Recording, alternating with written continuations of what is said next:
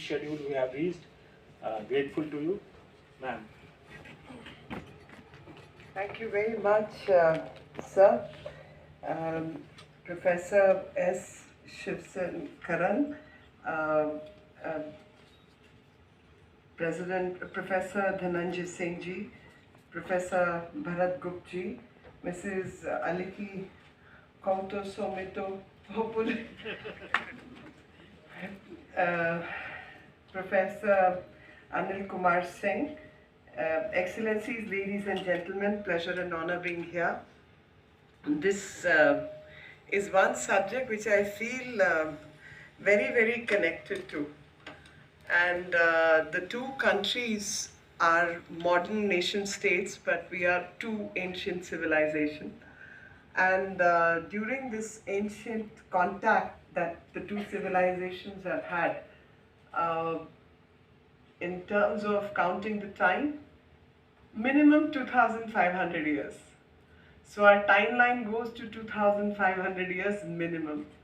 And the written history which we have been able to track our connections is beyond 180 BC to 10th AD, the initial period, and before that also we were in contact with each other.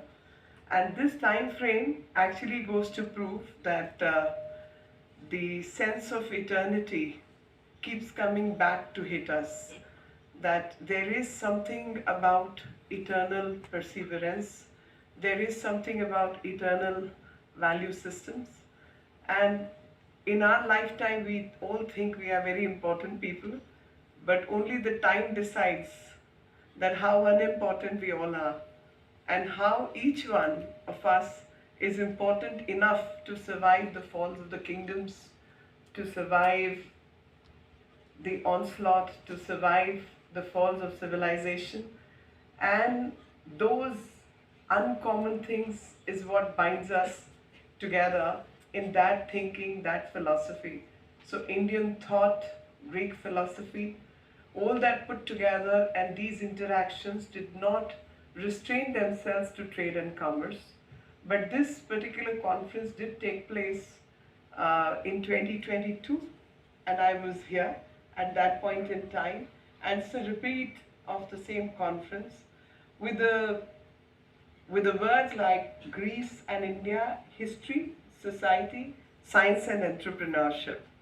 So Greek and Indian history, as I said, we go back to 2,500 plus years. And Bactrian Greeks, Indo-Greeks ruled this entire region, which today we call Afghanistan. And this part came up with its own culture, its own method of writing, its own method of sculpting, and that became to be known as Gandhara art.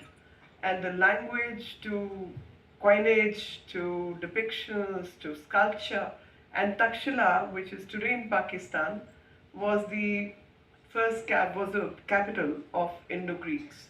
And from Gandhara art form to Mathura school, the formation of typical Buddhist heads, each one to itself, and the mixing of the Greek gods, the Indian gods, and also the Buddhism, the syncretic system of bringing all these civilizational aspects was something worth noticing, and there is no parallel in history of that extent.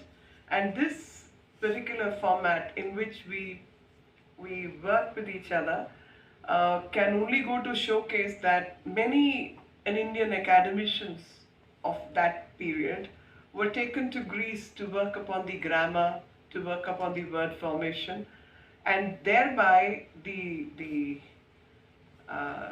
kalam to kalmos sounds the same, and pustak to puskin also sounds the same. Kendros to kendram also sounds the same.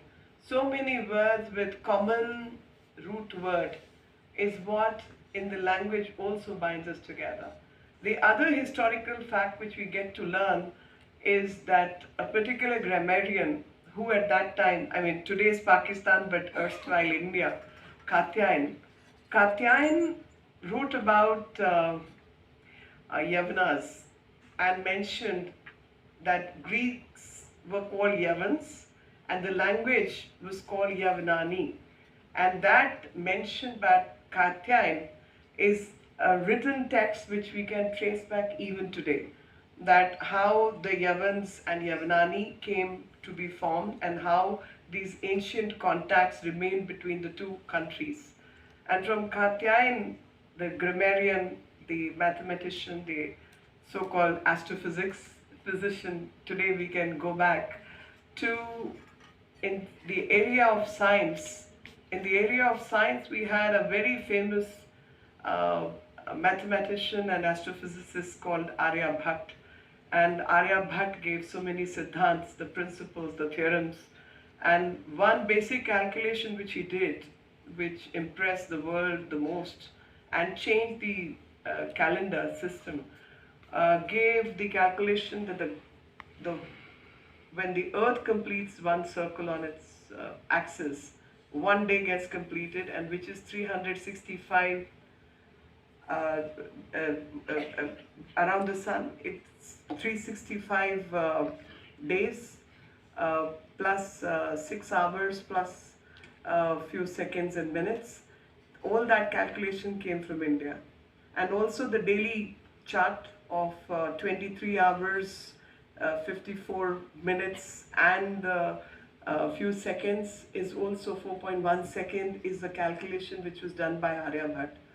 This calculation was taken up by the Greeks and further worked upon to make the zodiac signs which we all know today. The zodiac signs were worked upon by the Greeks. So not only the exchange of knowledge which happened between the two civilizations, but work was added upon that which benefited the whole mankind. And I think learning from these examples that how the interaction between two civilizations could produce something new and could bring peace and prosperity for 2 centuries and above is something which in our lifetime we all need to work upon. That for peace and prosperity, for the processes which are global processes and globalization which has taken place, we need to work together, and thereby we go back to the next subject, which is entrepreneurship, science and entrepreneurship. So our ancestors worked upon science of that time, which gave the calculation to the world that one day constitutes of close to 24 hours and 1 year is made of 365 days, and those 365 days is then you divide into various charts, zodiac signs, etc. And this exchange of knowledge brought trade, uh, uh, um, working with metals, metallurgy, coinage, sculptures, language, and brought peace and prosperity for that period.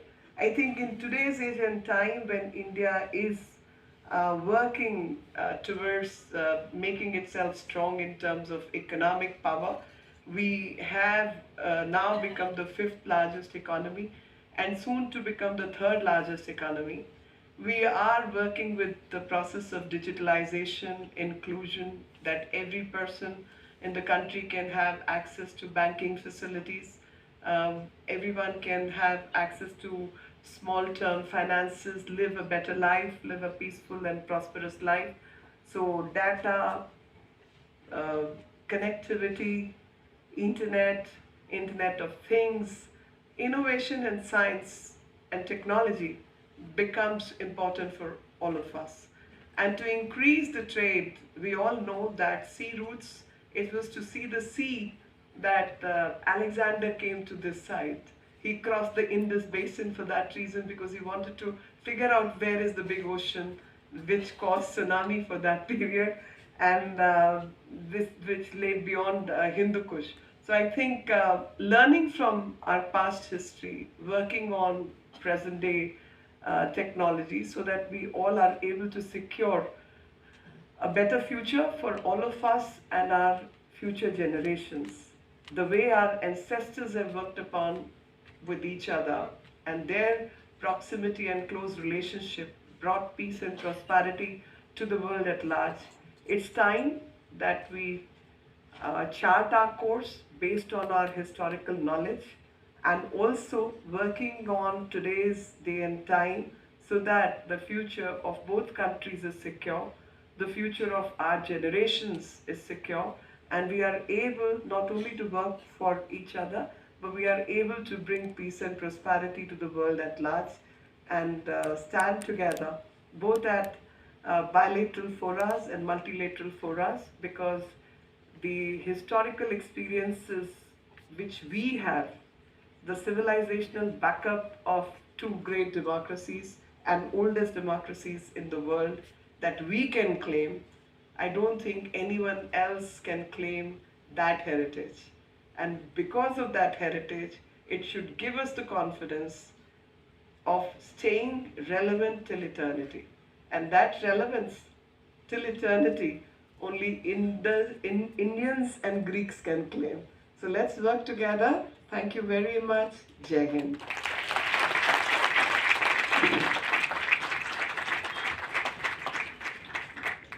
Thank you, Minister. We'd like to felicitate our voice. He's been strong